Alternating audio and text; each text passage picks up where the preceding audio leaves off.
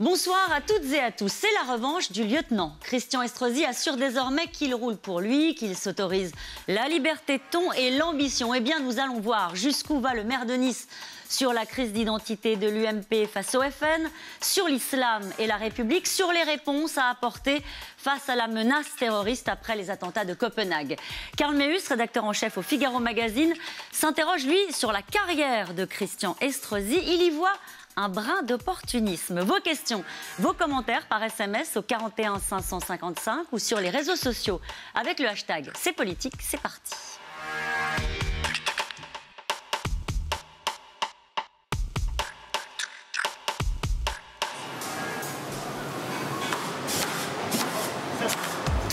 Dernier préparatif. Bientôt, ces monstres de papier vont envahir les rues de Nice. 15 jours de carnaval. Et il est réussi, hein? Il est magnifique. Vous vous surpassez, c'est extraordinaire. En avant-première, Voilà. Monsieur le maire joue les groupies. Estrosi, conquis. Il y a toujours plus d'imagination, de créativité, de couleurs, d'esprit de fête. Bravo en tout cas. Sauf qu'un tel événement, ça ne s'improvise pas. Les chars arrivent par là, hein. Un peu plus tôt, briefing sécurité. Près d'1 million de visiteurs sont attendus. Un vrai défi dans un contexte de fortes menaces terroristes. D'accord. Le carnaval est une cible potentielle. Alors à Nice, le plan Vigipirate a été maintenu en alerte attentat. Christian Estrosi participe au dispositif. Là, la réserve civile est opérationnelle sur le tramway, ici, là. Oui, ici et là. Je suis un chef d'orchestre. Et je dois veiller à ce que chacun de mes musiciens dans notre orchestre philharmonique joue la bonne partition. S'il y en a un seul qui joue une fausse note, la composition n'est pas à la hauteur de nos ambitions. Donc voilà, j'aime bien être un bon chef d'orchestre. Voilà, voilà, voilà. Et son meilleur public, Bonjour. ce sont sans doute ses administrés. Comment allez-vous? Estrosi, l'autodidacte, cultive son style. Bonne journée. La proximité, dit-il. Vous allez bien? Très bien, merci. Bonne journée. Maire, député, plusieurs fois ministre. Allez, je t'attrape. Un parcours atypique, presque une revanche pour cet ancien champion de moto qui n'a jamais fréquenté les grandes écoles. Ça marche bien comme ça, hein? Comment tu t'appelles? Charles. Charles, c'est magnifique. Il y a un petit microcosme tout là-haut, au-dessus de la stratosphère, qui croit être extrêmement intelligent et qui énonce des choses qui sont incompréhensibles pour les Français, là où la vraie vie, elle se décline ici, dans les territoires de France. Je pourrais passer la journée ici, au fond, hein? Mais derrière le sourire se cache une main de fer. Christian Estrosi en guerre contre l'insécurité. La menace terroriste, très peu pour lui. Le carnaval sera protégé. Son arme secrète, ce centre de vidéosurveillance, unique en Europe. On a des gros plans extraordinaires sur les tribunes. On voit vraiment quelqu'un qui sort un briquet de la poche, qui s'allume une cigarette. Si quelqu'un a un comportement qui n'est pas conforme à ce que nous attendons du public, la personne est aussitôt repérée, neutralisée, sans difficulté. C'est toute la force d'avoir un centre de supervision urbain aussi moderne que le nôtre. Monsieur le maire, très fier, et même un peu donneur de leçons. Je ne peux que recommander à la ville de Paris et à l'État français de suivre le modèle de Nice. Mais finalement, ce jour-là, son pire ennemi, ce sera la météo. Carnaval reporté pour cause de pluie. On est triste, hein? Oui, oui. Ah oui, vraiment, ouais. Avant d'être acclamés, les chars vont devoir patienter. Caricature géante où le temps d'une parade, les grands de ce monde sont tournés en dérision. Au fond, on est dans le prolongement de Charlie Hebdo ici, hein. Bien évidemment, il ne me viendrait pas à l'idée de demander à mes carnavaliers de me faire parce qu'on dirait, regardez, c'est Estrosi qui essaie de faire sa pub. Bon, mais tout comme chacun rêve d'être un jour au Bébête Show, je suis sûr qu'ils rêvent tous d'être au carnaval de Nice. Et lui le premier, un jour peut-être. Parions en tout cas qu'Estrosi l'ambitieux fera tout pour y arriver. Bonsoir Christian Estrosi. Bonsoir Caroline Roux. Alors le carnaval annulé en raison de la météo, ça c'était hier. Le carnaval a eu lieu. Aujourd'hui à Nice, vous en revenez. Plusieurs villes d'Allemagne ont annulé leur carnaval en raison de la menace terroriste. Est-ce que ça veut dire que vous, maire de Nice, vous ne craignez pas la menace terroriste qui pèse sur les rassemblements publics en tout genre et en particulier sur le carnaval de Nice ? Il y a 2 villes en France qui sont classées au plus haut niveau Vigipirate, c'est-à-dire le niveau alerte attentat. Je l'ai obtenu il y a quelques jours du Premier ministre, je l'en remercie. Et c'est donc la ville de Paris, c'est la ville de Nice. Je l'en remercie pourquoi ? Non pas parce qu'il y avait plus de crainte à Nice qu'ailleurs, mais parce que comme nous sommes, après Paris, la 2e destination touristique en France, avec le 2e aéroport international de France, avec une grosse politique événementielle, sportive, culturelle, carnaval, le Paris-Nice cycliste, et s'enchaîneront bien d'autres événements derrière, eh bien, c'était le moyen d'obtenir des moyens conséquents. Et une telle décision, celle que vous rapportez pour l'Allemagne, par exemple, ne se prend pas au niveau simplement du maire. Vous en avez discuté avec le Premier ministre, avec le ministre de l'Intérieur ? Nous avons eu une réunion avec Bernard Cazeneuve au ministère de l'Intérieur mardi dernier pour étudier chaque point. Ils ont des informations dont je ne dispose pas d'ailleurs avec leur service de renseignement, mais j'imagine que pour que l'État français donne son feu vert le plus total, puisque l'ordre public est placé sous son autorité, c'est que toutes les conditions étaient réunies. D'autant qu'il y avait eu une agression, un homme qui avait agressé au couteau 3 militaires devant un centre communautaire juif, c'est passé au début du mois. Vous avez des nouvelles du déroulement de l'enquête ? Est-ce que ça a avancé ? Est-ce que vous avez des informations sur ce Moussa Koulibaly qui a été interpellé ? C'est une bonne question, Caroline Roux.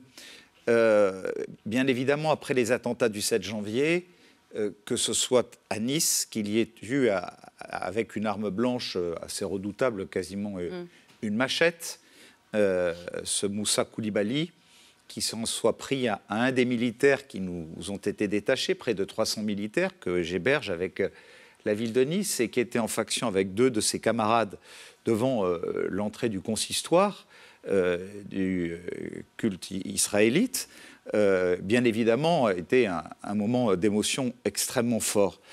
Mais est-ce que l'enquête a avancé ? Est-ce que vous avez des informations sur le profil ? Alors, qu'il me soit permis de dire que toute l'efficacité du dispositif a été démontrée, puisque cet homme a été neutralisé immédiatement, que nous avons pu fournir à la police judiciaire, à la DGSI, au parquet antiterroriste de Paris, des images où on peut remonter tout le parcours depuis le moment où il est monté dans le tramway, où il en est descendu, et comment il a opéré. Mais la suite ? Alors j'ai une question que je me pose, c'est qu'il a été interpellé, remis entre les mains de la DGSI à Nice, puis à Paris. C'est le parquet antiterroriste de Paris qui mène l'enquête. On sait qu'il y a eu d'autres perquisitions, d'autres personnes interpellées, et nous n'avons plus jamais entendu parler de cette histoire-là. Comment vous l'expliquez ? Ou pour les frères Kouachi, par exemple, ou pour l'autre Koulibaly, on en a parlé pendant, on en a parlé après, on continue à en parler aujourd'hui pour bien comprendre les choses. Qu'est-ce que vous sous-entendez ? L'enquête, elle est menée, vous n'êtes pas informé, c'est quoi le problème ? Oui, peut-être que l'État juge que je n'ai pas à être informé. Je dis que face à l'opinion publique, il doit toujours y avoir à la fois la part d'information que le maire doit garder confidentielle, si c'est nécessaire, mais le sentiment de transparence qu'on doit donner. On est quand même sur une affaire... Justement, c'est une affaire grave, c'est un climat qui est extrêmement dense, tendu, et naturellement, on va parler de ce qui s'est passé à Copenhague. Allez au bout de ce que vous sous-entendez. Mais on refait le film, si vous voulez bien, qui est quand même pas neutre. La DGSI le connaît, il est signalé. Il a identifié. Été condamné pour de multiples faits, de petite délinquance, de trafic, y compris de rapprochement avec des réseaux intégristes. Bien. Il se rend à Ajaccio, il est toujours suivi par la DGSI, il s'embarque pour la Turquie, il est signalé aux autorités turques par les autorités françaises, les autorités turques le renvoient. Il est interpellé le 28 janvier par la DGSI, interrogé, relâché mais suivi. Et vous vous dites pourquoi est-ce qu'il n'a pas été interpellé ? Il habite Mantes-la-Jolie et ils le suivent jusqu'à Nice, ville où probablement il ne s'était jamais rendu de sa vie d'ailleurs. Il est suivi à Nice jusqu'au moment où il arrive à commettre ce fait alors qu'il était suivi. Donc bien évidemment, voilà, je vous ai tout dit, j'ai un certain nombre de questions que je me pose, mais dans la période dans laquelle nous nous trouvons, je veux plutôt faire confiance aux services de l'État, de la justice et de la police, plutôt que de les mettre en difficulté. 2 attentats à Copenhague, un centre culturel et une synagogue, 2 morts, 5 blessés, l'auteur des faits abattu, avec un scénario qui ressemble quand même étrangement à ce qui s'est passé le 7 janvier, début janvier en France. D'ailleurs, François Hollande considère que ce sont les mêmes cibles qui ont été touchées au Danemark et à Paris. Quand on voit ça, on se dit quoi? Allez, on attend le prochain? Bon, d'abord, permettez-moi de faire part sur votre antenne de toute mon émotion, celle que nous avons tous partagée. On n'a pas pu la partager parce que c'était seulement la France, le 7 janvier dernier, sans la partager pour nos amis danois et sans la partager pour la communauté juive dans sa totalité, qui a été aussi frappée à cette occasion. Je le dis sans langue de bois, j'ai le sentiment que nous sommes rentrés dans la 3e guerre mondiale. Vous penserez que ça peut être un peu fort. Bien sûr, ça n'est pas une guerre qui est comparable aux 2 précédentes. Elle n'a aucune commune mesure. Si, peut-être, un point, c'est que à chacune de ces circonstances, c'est le totalitarisme qui a cherché à s'affirmer. Le stalinisme, le nazisme et aujourd'hui l'islamo-fascisme. Je dis bien, je pèse mes mots, l'islamo-fascisme. Et donc, nous voyons bien que nous avons affaire à un ennemi qui avance sur 2 terrains. C'est un mot utilisé souvent par Marine Le Pen, islamo-fascisme. Écoutez, ici même sur ce plateau l'an dernier, elle utilisait les mêmes termes. À l'époque, c'était choquant, ça l'est plus? C'est utilisé par des intellectuels et des écrivains bien avant Marine Le Pen, bien avant moi-même, bien avant d'autres. Donc, elle n'en a pas la paternité de toute façon. Alors, le problème, c'est que vous dites 3e guerre mondiale, il veut dire qu'il faut faire la guerre. Il faut bien qualifier cela. On voit bien que ça n'est pas un acte au nom d'une religion, on voit bien que c'est un acte politique, on voit bien que c'est un comportement fasciste. Et il est mené sur 2 terrains. Il est mené sur un terrain militaire, on s'est improvisé un État, l'État islamique, avec une armée, avec un drapeau, etc. Et puis je dirais que c'est ensuite les 5e colonnes qui sont désormais enracinées, implantées dans un certain nombre de nos grandes démocraties. Et la France est une des premières cibles aujourd'hui. Face à cela... 3e guerre mondiale, ça veut dire qu'il faut faire la guerre. Ça veut dire qu'il faut faire la guerre. Mais comment? Ça veut dire qu'il faut les neutraliser. Comment? Et qu'il faut mobiliser tous les moyens nécessaires. Comment? Tout d'abord, je pense qu'il serait urgent d'avoir une réunion du G20 où toutes les puissances internationales rassemblés qui défendent les mêmes valeurs de la démocratie se mettent d'accord sur une stratégie commune. Deuxièmement, je demande une réforme immédiate de Schengen.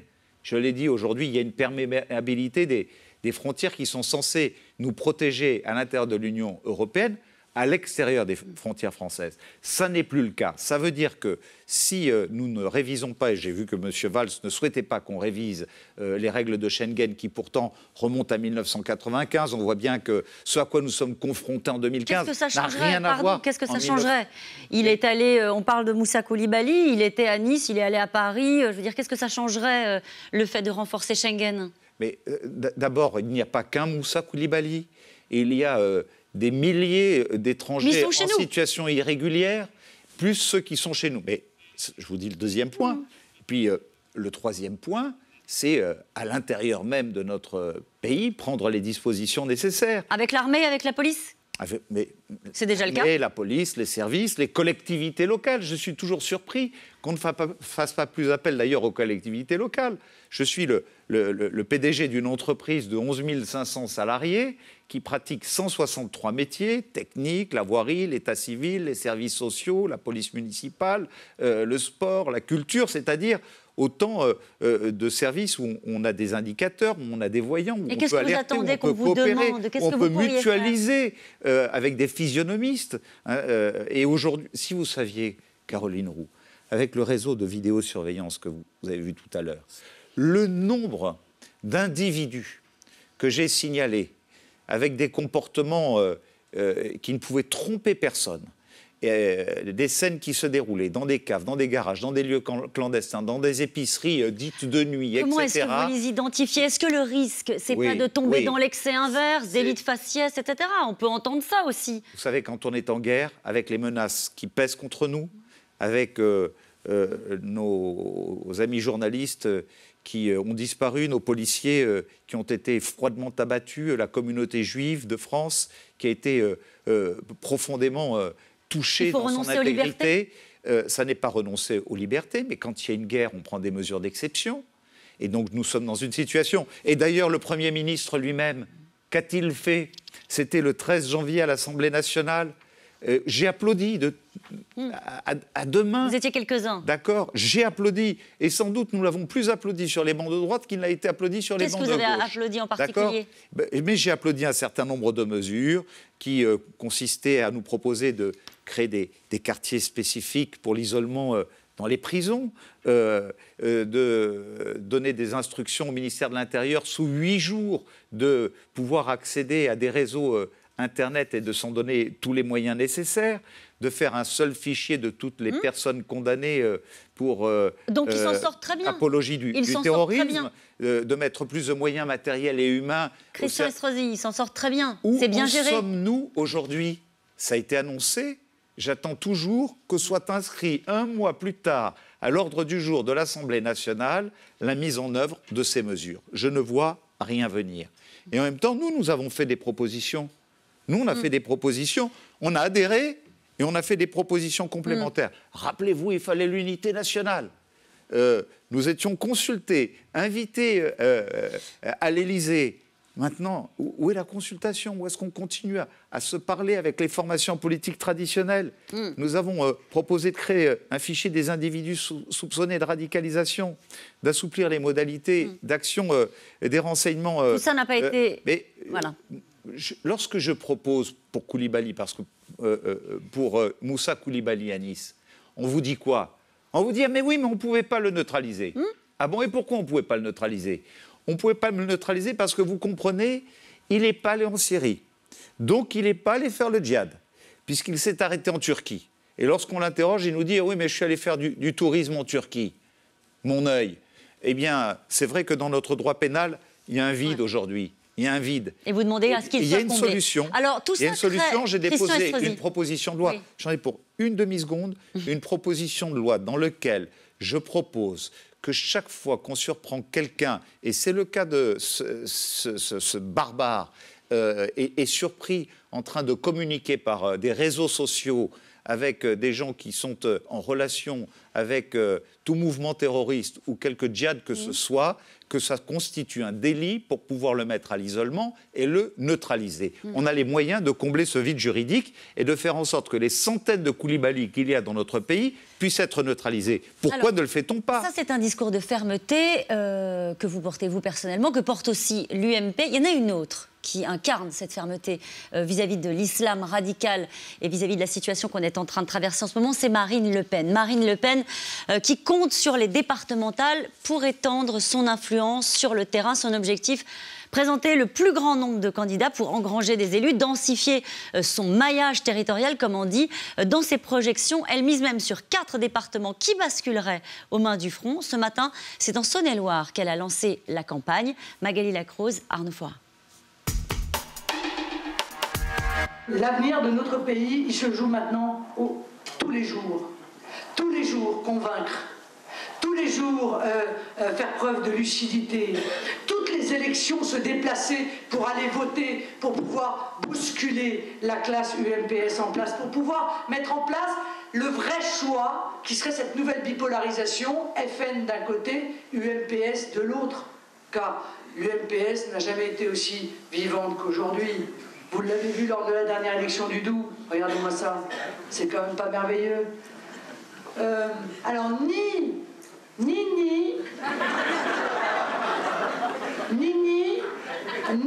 PS, ni FN, sauf le FN.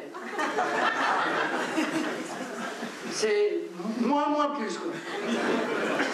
Bon, moyennant quoi, Nicolas Sarkozy, l'ancien président de la République, appelait clairement soit à s'abstenir, ce qui n'est pas très démocratique, mais enfin bon, on espère toujours que les gens vont y voter, hein, soit à voter socialiste. Elle est là, la réalité de l'UMP aujourd'hui.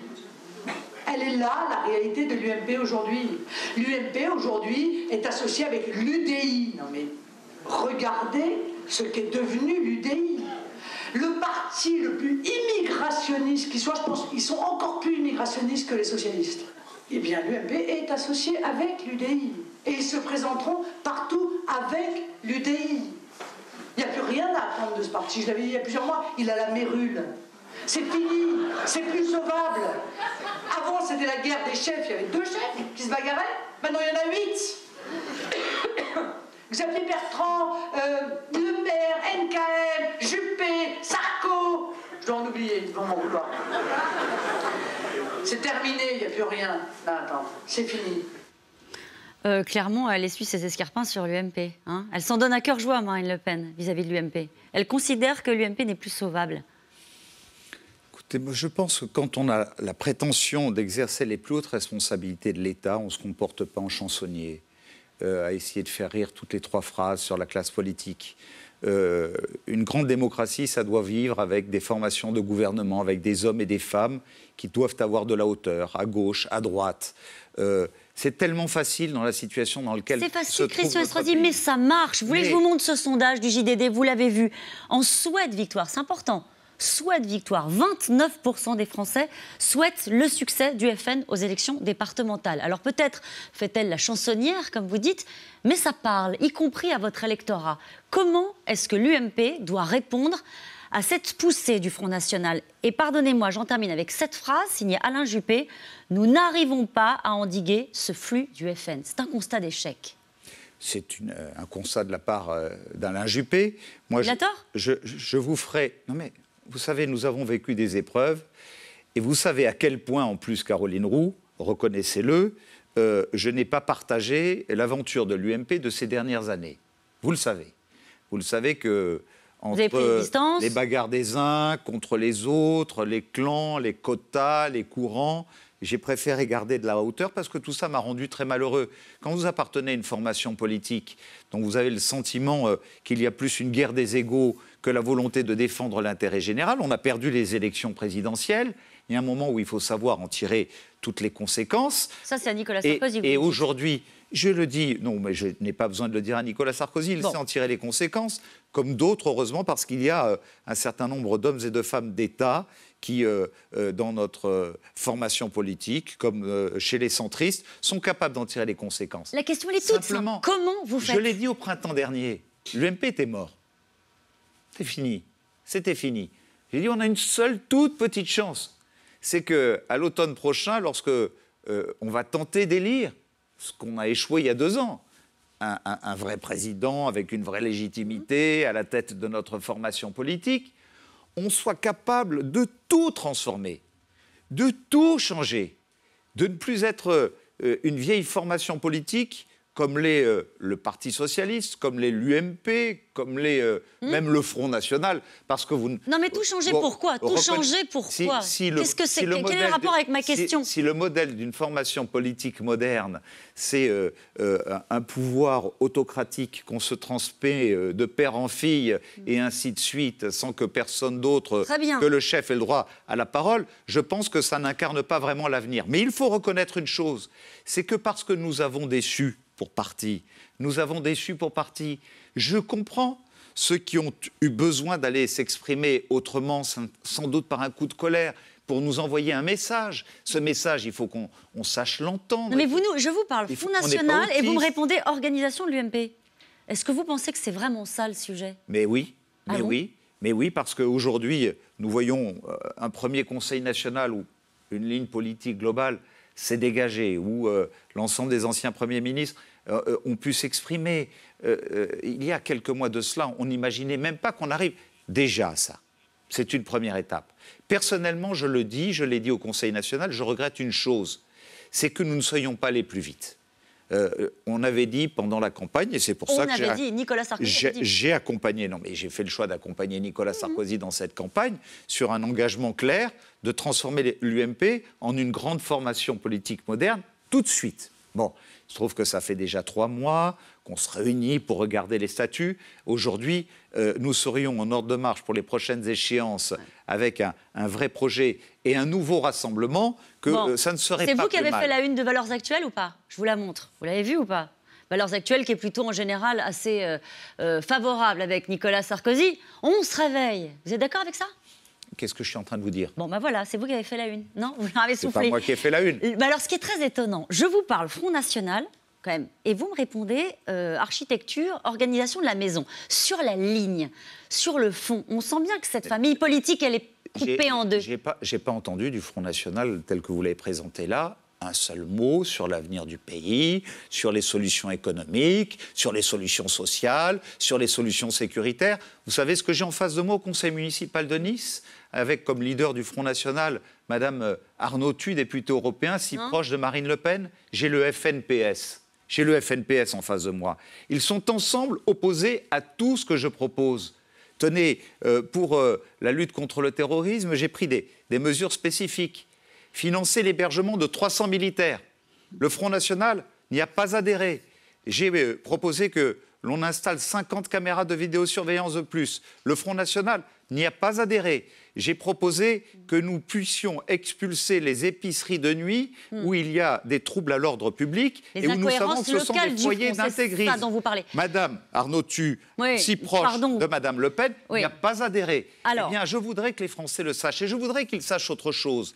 C'est que Madame Le Pen disait le 4 novembre 2012 qu'elle excluait l'alliance avec les identitaires car ils étaient européistes, régionalistes et contestaient le rôle de la nation.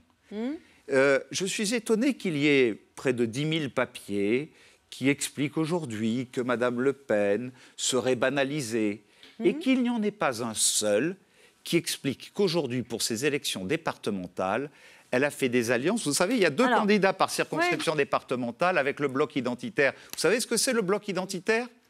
Ce sont des gens qui servent la soupe aux cochons le soir. Alors, vous voyez la morale? J'entends. Condamnés pour racisme, antisémitisme, à des peines extrêmement lourdes. Voilà, la banalisation que l'on fait aujourd'hui. Eh bien, ces choses, je vais le dire. Parce que lorsque l'on propose, en même temps, de remettre la retraite à 60 ans... Il faut que je vous coupe. Qui peut croire en France qu'avec le retour à la retraite à 60 ans, on va relancer la consommation, la production... Vous pouvez faire l'émission tout seul. Hein. Alors... Je dois vous couper de temps en temps pour vous poser des questions. Je sais, c'est quand même curieux, mais il y a des questions dans cette émission. Et celle-ci, vous dites... Excusez-moi. Non, mais parce que vous passez un peu trop vite sur la question que je vous ai posée. Pourtant, c'est une question majeure. L'UMP, votre parti, est coupé en 2 avec 2 lignes. Une qui regarde vers le centre, on va caricaturer en disant que c'est celle d'Alain Juppé, et puis une autre partie de votre de l'UMP qui considère qu'il va falloir muscler le discours. Est-ce que le parti est aujourd'hui menacé? Est-ce que l'UMP prend le risque d'être effacé? Mais ça, c'est de la tambouille politicienne qui désespère les Français. Pas du tout. Mais vous pensez que c'est pas pour ça qu'ils finissent par aller voter Caroline Roux, je suis très malheureux parce que je pense que vous allez penser que je suis un mauvais invité. Vous parlez de Front National et du MP, moi je vous parle de valeurs. J'estime que... Vous parlez de tambouille niçoise. Non. Bah si, le FNPS. Oui, mais parlons des choses concrètes, de la vie quotidienne, de la réalité de ce que vivent en souffrance un certain nombre de nos concitoyens. Vous savez, tout le monde est d'accord avec ça. Le FN, le PS, le parti de gauche, la souffrance des Français. Mais quelle réponse apporte-t-il ? Vous savez, quand on est maire d'une grande ville, on apporte déjà des réponses. On apporte déjà des réponses. On crée du pouvoir d'achat. On crée des emplois. Lorsque je vois que le gouvernement, aujourd'hui, nous supprime 11 milliards d'euros de dotation aux collectivités, alors que nous représentons 70% de la commande publique dans notre pays, qu'est-ce qui fait de la croissance sur les territoires de France? C'est des choses concrètes. Est-ce que vous êtes en rempart? À votre avis, est-ce que vous êtes en rempart? On peut en parler de ces choses-là. Et pourquoi, lorsque je suis candidat dans ma ville, le Front National ne fait rien, d'accord? Pourquoi, lorsque monsieur, le même jour, vous avez un candidat qui était un mauvais candidat, je le dis dans le doux, fait le résultat médiocre qui a été le sien, on dit c'est la faute à l'UMP, Et quant à Ajaccio, le même jour, vous avez Laurent Marcangeli qui fait 59%, ce que nous n'avons jamais fait comme résultat dans la capitale de la Corse. Je vous pose la question, Caroline Roux, est-ce que vous pensez que c'est le résultat de l'UMP seul ou le résultat d'une personnalité charismatique qui s'appelle Monsieur Marcangeli? Je vous pose la question. Qu'est-ce que vous en pensez? Moi, j'ai une question. J'aimerais avoir votre jugement. Peu importe mon jugement. Mais vous voyez bien que pour les élections départementales, entre le sondage qui nous est présenté aujourd'hui et la réalité d'une élection locale où les candidats qui seront présentés feront forcément un score qui est bien plus élevé que cela. Non mais c'est vrai, c'est insupportable. Il faut que j'arrive quand même à vous poser des questions. Pardon. Allez-y, posez. Non mais sinon on ne va pas s'en sortir. Vous me dites, il faut des personnages charismatiques. Je vous pose une question. Il y aura des élections régionales. Il y a Jean-Marie Le Pen qui est candidat en PACA. Est-ce que vous, Christian Estrosi, figure des Alpes-Maritimes, vous allez être l'homme, celui qui se dressera contre le Front National et qui conduira la liste régionale? Gagner les élections en région Provence-Alpes-Côte d'Azur est une exigence. La première exigence, c'est que elle est gouvernée depuis maintenant 18 ans par le Parti socialiste, qui a épuisé notre région, qui à aucun moment n'a accompagné sa croissance et son développement économique, et que l'ensemble des collectivités que nous dirigeons ne sont pas accompagnées. Donc le Parti socialiste est à balayer. Et d'un autre côté, il faut faire barrage à Jean-Marie Le Pen. Mais attendez, dans la région Provence-Alpes-Côte d'Azur, entre Nice, entre Toulon, entre Marseille, il y a bien des personnalités. Je suis président de la Commission nationale d'investiture et je dois veiller à ce que, contrairement à l'erreur qui a été faite dans le Doubs, nous présentions celui ou celle qui nous paraîtra le meilleur. Donc vous avez peur de Jean-Marie Le Pen, vous n'irez pas? Mais je n'ai pas, ce soir, sur ce plateau, à dire ce que je ferai. Ce que je veux vous dire, c'est que moi, je prendrai toute ma part de responsabilité. Votre envie, vous nous parlez du Front National avec cœur, avec des arguments qui pèsent parfois. Là, vous avez une opportunité de passer de la théorie à la pratique. Est-ce que vous y allez? Je vous pose la question. Mais j'ai suffisamment d'amis que je ne veux pas vexer, avec lesquels nous avons à discuter de celui ou celle d'entre eux qui pourrait être le mieux placé pour nous permettre de remporter ce succès contre les socialistes et faire barrage à Jean-Marie Le Pen. Je prendrai toute ma part dans ce combat. Mais ça veut dire que vous pensez, vous, que vous n'êtes pas le mieux placé? Je prendrai toute ma part dans ce combat. Et puis viendra le temps où, dans quelques semaines de cela, nous déciderons entre nous de celui ou celle qui sera le mieux placé. C'est pas un non ferme, c'est pas un oui non plus. Et j'assumerai ma responsabilité. J'assumerai, retenez et je suis très déterminé, vous savez. Mais c'est justement pour ça que ça m'étonne que vous ne répondiez pas avec sincérité. Mais vous savez un truc j'ai le respect, cash, j'ai le respect de ma famille politique. J'ai le respect de la ville que j'administre. Et c'est aussi pour cela que l'on désespère souvent nos électeurs, parce qu'on parle justement de trop de problèmes de personnes individuelles plutôt que de parler de collectif. J'ai un devoir, celui de rassembler. Moi, je vous ai suivi, c'est vous qui avez dit que les personnalités étaient importantes. Moi, j'ai suivi votre démonstration. Je serai là avec d'autres pour rassembler. Allez, on passe à l'essentiel. On y était aussi dans l'essentiel, savoir qui sera candidat ou pas en PACA. Le monde retient son souffle. Depuis minuit, les accords de Minsk sont entrés en vigueur malgré des incidents isolés signalés de part et d'autre à l'est de l'Ukraine. Le cessez-le-feu semble être respecté. Poutine, Hollande, Merkel et Poroshenko ont rendez-vous pour faire un point sur la situation cet après-midi. François-Xavier Rigaud. Vas-y, passe-moi la balle. C'est drôle, j'avais le même ballon au collège. Ce matin, les soldats ukrainiens ont posé leurs fusils pour improviser un petit match de foot. Le cessez-le-feu entre les forces de Kiev et les rebelles pro-russes entrés en vigueur hier à minuit semble tenir. Moi, j'y crois qu'à moitié. Parce qu'on ne peut pas croire les Russes maintenant. Ils n'ont jamais respecté le cessez-le-feu avant, malgré les accords. Donc on a un espoir, mais très très mince. Dans la région de Debaltsevo, ville stratégique située à mi-chemin entre les capitales séparatistes pro-russes de Donetsk et de Lougansk, le cessez-le-feu semble très précaire. À l'aube, les échanges de roquettes résonnent encore au loin. À 7 heures, les séparatistes nous ont bombardés depuis leur position. Pour tous les gars, le cessez-le-feu ne veut rien dire ici. Après 10 mois de guerre et plus de 5500 morts, difficile de croire en la paix. La veille, avant l'entrée en vigueur du cessez-le-feu, des dizaines de chars de l'armée ukrainienne continuent de prendre position autour de la ville de Debaltsevo. Où est ce groupe? En route pour Artsmix? Les gars, que se passe-t-il? Les frappes redoublent d'intensité, avec comme objectif dans chaque camp, gagner un maximum de terrain avant l'arrêt supposé des combats. Andrei et ses hommes du bataillon Kievkaya sont chargés aujourd'hui de ravitailler en bois la ligne de front.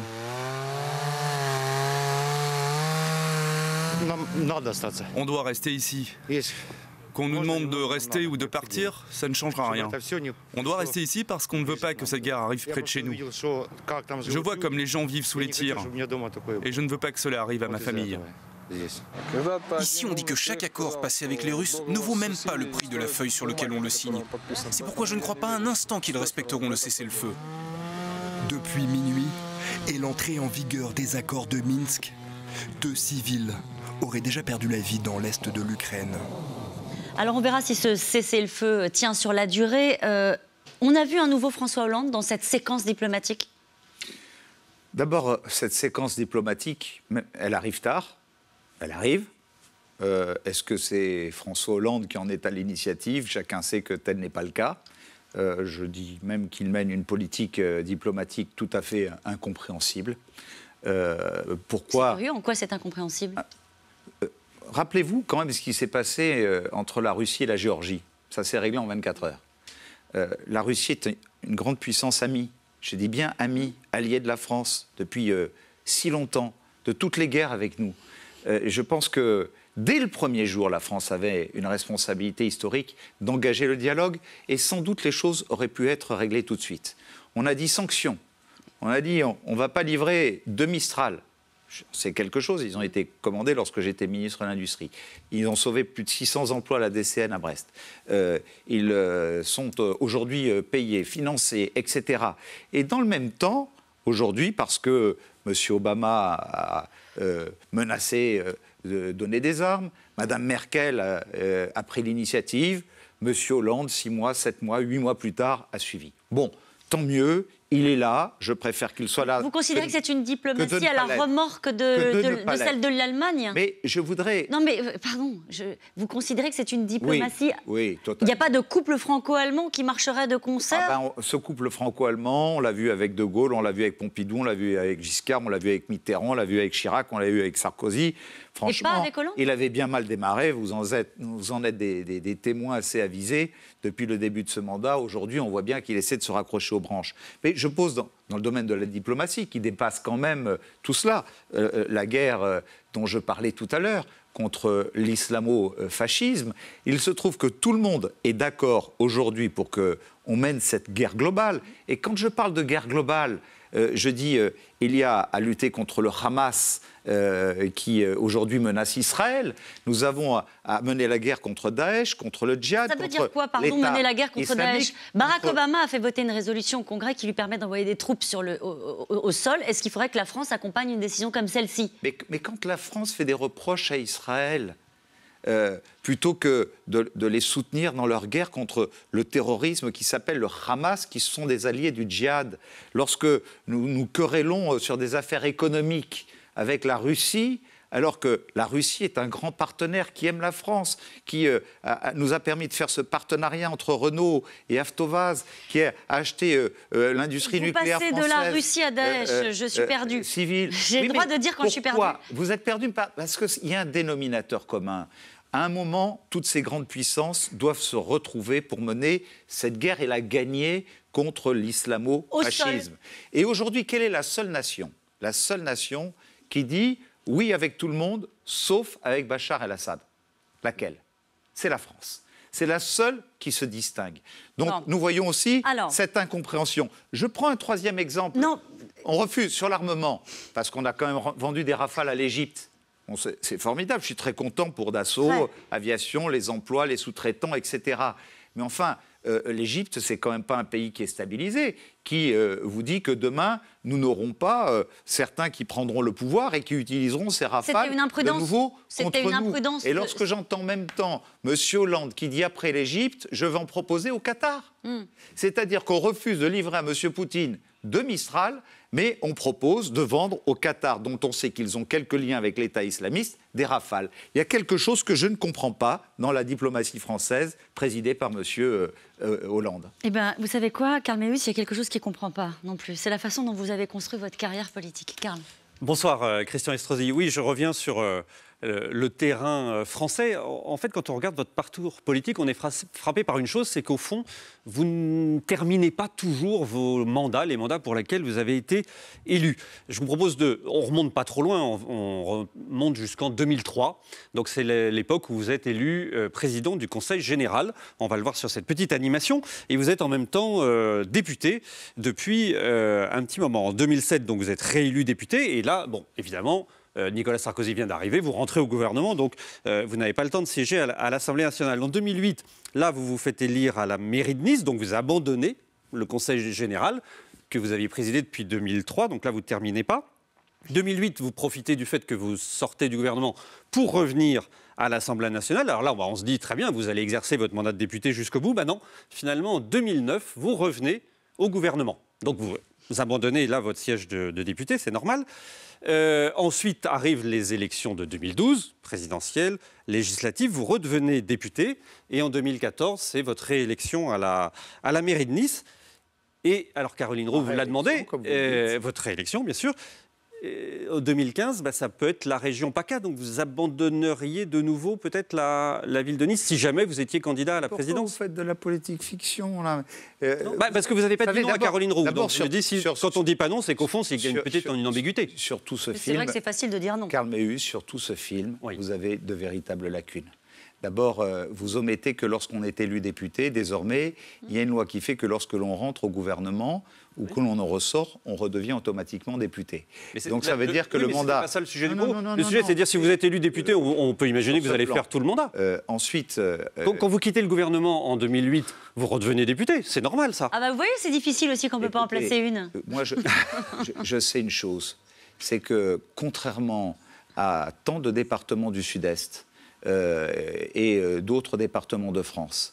J'ai permis, par la politique que j'ai conduite, à la présidence du Conseil général, à la tête de ma formation politique, à la tête de la ville de Nice, en construisant la première métropole de l'histoire de France, la première, en 2012, dont je suis aujourd'hui le président. Qu'il n'y ait jamais, contrairement au département du Var, la question, elle est tout simple, c'est est-ce que vous allez rester jusqu'au bout de votre mandat ? Mais ce qui compte, c'est que je fasse gagner ma famille politique. C'est qu'au mois de mars prochain, vous puissiez constater que Christian Estrosi a réussi le grand chelem dans sa ville. Et je suis prêt à prendre le pari devant vous que je vais réussir ce grand chelem.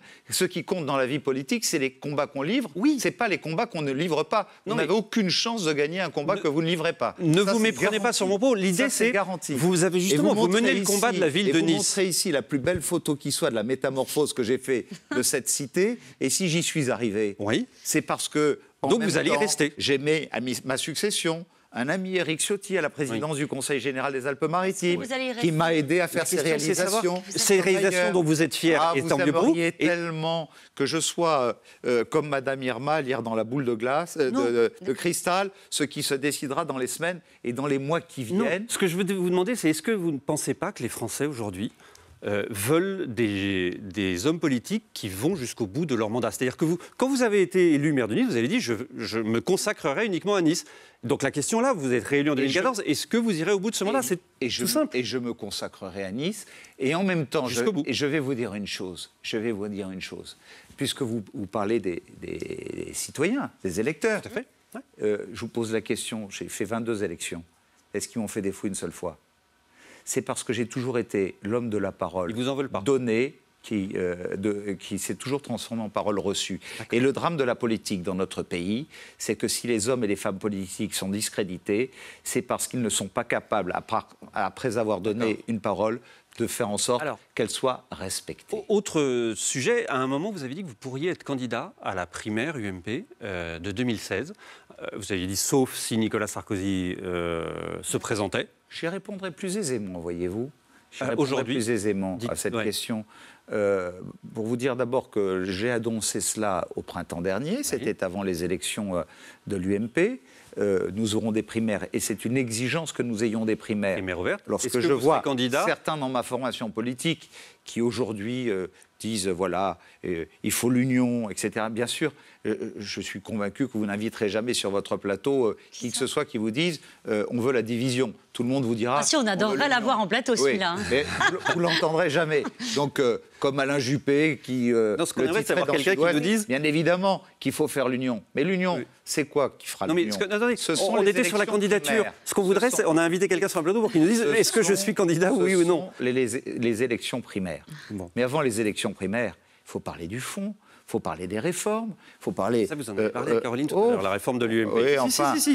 Vous savez, on mène un combat contre la loi Macron aujourd'hui. Vous êtes toujours candidat, oui ou non, à la primaire? Mais je n'ai jamais dit que je ne l'étais plus. Voilà. D'accord. Non, mais je n'ai jamais dit que je ne l'étais plus. Donc je n'ai jamais dit que je ne l'étais plus. Vous êtes candidat. Et je ne veux pas faire partie de ceux qui partent tous les matins vous disent il n'y a qu'une chose qui compte pour moi, c'est les primaires. Ce qui compte dans l'ordre, il y a un calendrier, c'est qu'on réussisse avec Nicolas Sarkozy la transformation de l'UMP, c'est ensuite que nous soyons capables de faire des propositions qui permettent d'inverser les sondages que vous montriez tout à l'heure pour réussir à garder nos fidèles, à faire revenir ce que nous avons perdu et même récupérer, même à gauche, et au centre, il va falloir faire des réponses un tout petit peu plus courtes si vous le voulez bien, parce qu'il y a aussi les questions des téléspectateurs ensuite. Karl. Oui, sur la primaire. Donc ça veut dire que vous êtes candidat à la primaire, même si Nicolas Sarkozy est là. Et nous en parlerons. Invitez-moi sur votre plateau quand le temps des primaires sera venu.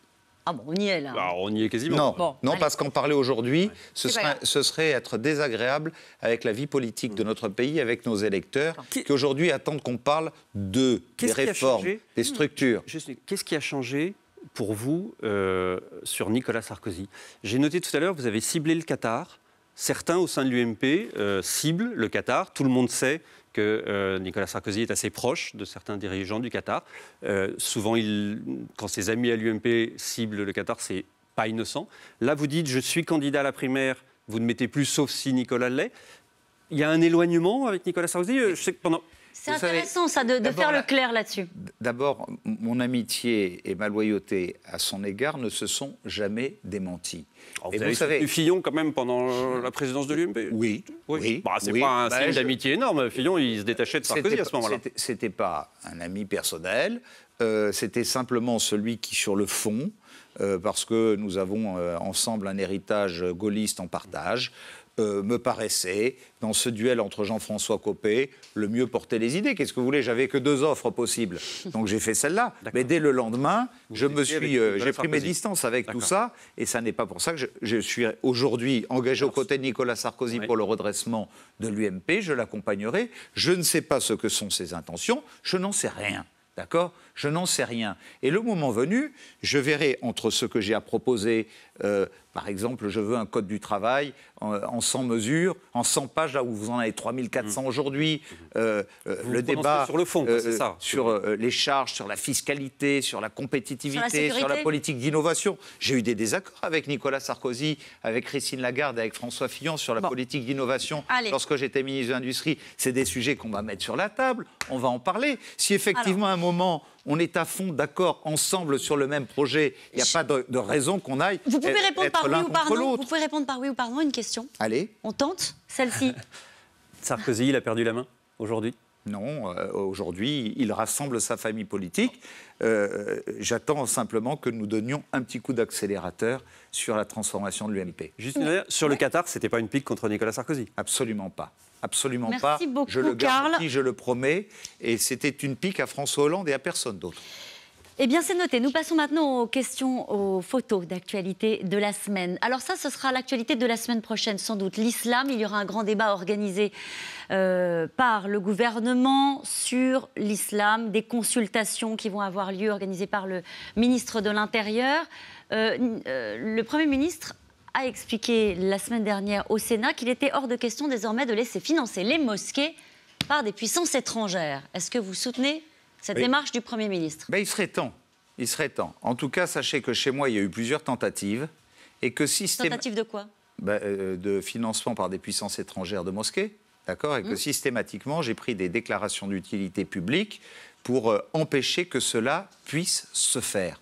Il faut aller jusqu'à revoir la loi de 1905 pour autoriser, par exemple, l'État à financer les lieux de culte? Attendez, Caroline Roux, je vais peut-être choquer en disant cela. Oui. Il y a certains qui disent que toutes les religions peuvent poser un problème à un moment ou un autre. Non, c'est pas vrai.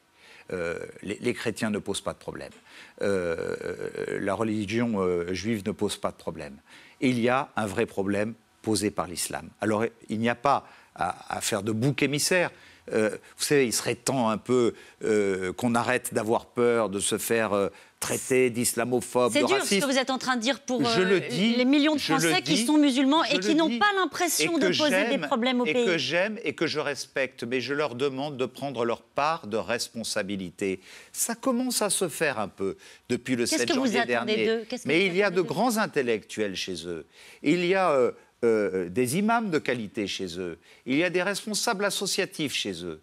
Et j'attends qu'ils prennent plus de responsabilités pour dénoncer l'islamo-fascisme dont je parlais tout à l'heure, qu'ils dénoncent dans leur quartier, partout où certains essaient de gangréner en entretenant des réseaux de trafic de drogue, de prostitution, d'armes, qui sont les moyens de nourrir aussi ces réseaux qui ensuite envoient des gamins vers le djihadisme, qu'ils prennent toute leur part de responsabilité. Vous n'avez pas le sentiment qu'en disant des phrases comme ça, vous rajoutez à ce climat qui est déjà rude? Non. Mais à quoi elle sert je vous ai dit que je ne serais pas politiquement correct. Ah ben là, c'est clair. Non, mais c'est clair. Je le dis, j'en ai assez qu'on nous dise « Oh là là, regardez, celui-là, il est raciste ». Si vous saviez, une majorité de la population musulmane à Nice vote pour moi. Pourquoi? Parce que j'ai veillé à ce que tous ceux qui s'inscrivent dans un islam apaisé, à tous ceux qui fédèrent, qui participent à la vie en société dans notre cité, puissent disposer de locaux, puissent disposer de lieux. Mais malheureusement, il y a au milieu de tout cela ceux qui n'assument pas leur part de responsabilité. Une autre image, si vous le voulez bien, c'est un sujet qui vous intéresse aussi. Je le sais, Emmanuel... Je peux poser une question. Est-ce que vous trouvez normal qu'il y ait un parti politique de musulmans qui puisse se présenter aux prochaines élections départementales en proposant le retour du voile à l'école, le vote des étrangers, l'enseignement plus soutenu de la colonisation, la promotion de la France, de la finance islamique. Je dis que quand on en vient à ce type de proposition, c'est un vrai débat que les formations démocratiques doivent avoir au Parlement pour savoir s'il faut l'interdire ou pas. En tout cas, on ne va pas continuer à me dire que je suis raciste parce que je pose ces questions. Un homme que vous avez sans doute beaucoup écouté à l'Assemblée nationale. Cette semaine, Emmanuel Macron, les députés ont voté pour l'ouverture le dimanche, jusqu'à 12 dimanches par an. Vous dites bravo Macron? Court. Moi, je suis pour 52. Ah oui, bon alors pas bravo. Non mais voilà, pardon, voilà. Mais quand je vois comment nous regardent les Italiens, les Espagnols, ceux qui n'ont pas d'emploi, qui sont en recherche d'emploi, ils se disent mais ils sont fous ces Français. Ils parlent de décider s'il faut 5, 7 ou 12. 52, donc, c'est dit. Vous avez des questions des téléspectateurs, ils vous ont écouté, ils ont des questions. Réponse courte, on essaye, au moins à la fin de l'émission, s'il vous plaît. Le retour de Nicolas Sarkozy a-t-il fait du tort à l'UMP ou lui en fera-t-il à l'avenir ? Aujourd'hui, le retour de Nicolas Sarkozy a permis à notre famille politique d'être provisoirement sauvée. Eh bien, il y a encore une étape à franchir dans sa transformation. C'est à ce moment-là que nous en aurons la conviction. En tout cas, je ferai tout pour l'aider à réussir. Que pensez-vous de la privatisation de l'aéroport de Nice ?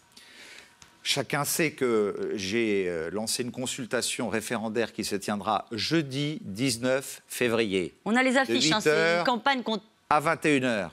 C'est un scandale que le gouvernement français aujourd'hui, pour payer ses dettes, essaie de spolier des territoires de France, de patrimoine qui appartiennent à des habitants, à des chefs d'entreprise.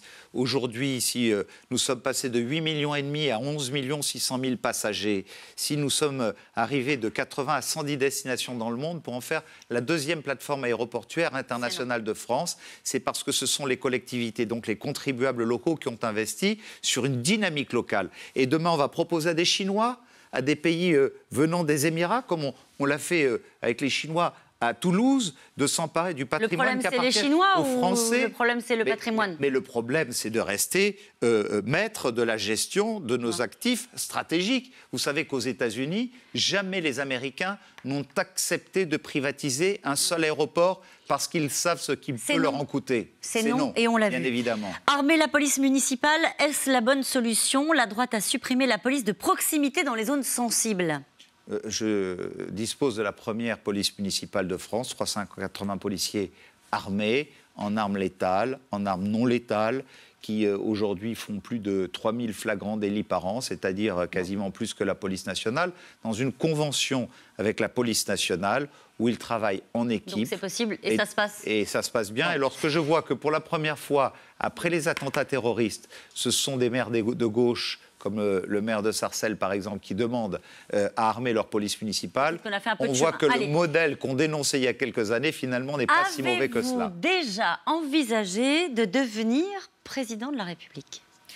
Mais si j'ai réaffirmé que j'entendais, si je ne trouvais pas quelqu'un qui défende les mêmes convictions, les mêmes idées que moi pour l'avenir de mon pays, pour son intérêt général, pour sa croissance, je ne vois pas pourquoi je m'interdirais de participer à ce débat qui permettra de déterminer celui ou celle qui sera le mieux placé pour porter nos valeurs. Avez-vous déjà envisagé de devenir président de la République? La réponse est oui.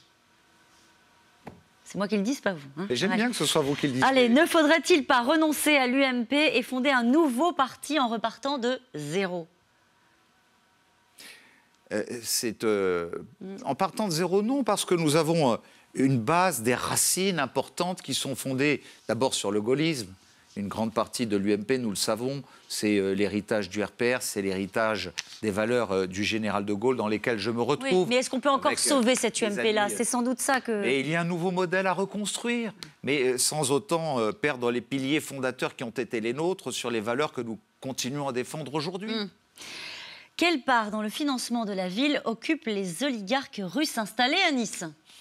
Je dirais que c'est une part bien modeste, mais en tout cas dans la consommation, dans le commerce. On est la deuxième destination touristique de France. C'est pour ça que vous épargnez les Russes? Proportionnellement avec leur niveau de présence dans la capitale française, Paris, une grande station de sport d'hiver comme Courchevel ou même celle de notre métropole, Rome ou Isola 2000. Aujourd'hui, les Russes aiment la France et à Nice plus qu'ailleurs encore, puisque je vous rappelle que l'impératrice Féodorofna, le tsar Alexandre II et le tsar Nicolas II ont séjourné très longtemps à Nice, que nous y avons la plus belle cathédrale orthodoxe russe du sud de l'Europe et que forcément ça reste une destination privilégiée et qu'on est très heureux de partager un héritage de civilisation. Christian Estrosi aime la Russie. Une culture que nous avons en commun. Finalement, qui soutenez-vous aujourd'hui? Vous parlez de soutenir qui? Je ne parle pas, c'est une question qu'on vous pose. À part vous, vous soutenez qui? Qui je soutiens aujourd'hui? Je soutiens aujourd'hui le redressement de nos valeurs, la volonté de reconquérir des électeurs qui se sont détournés de nous parce que nous n'avons pas toujours été au bon rendez-vous. C'est fini. Merci beaucoup, Christian Estrosi. On s'est bien battu pour arriver à vous poser des questions. Hein. Merci d'avoir été mon invité. C'est la fin de cette émission. Vous retrouvez demain Yves Calvi à 17h50 pour C'est dans l'air. Dans un instant, votre magazine On n'est pas que des cobayes. Belle soirée sur France 5.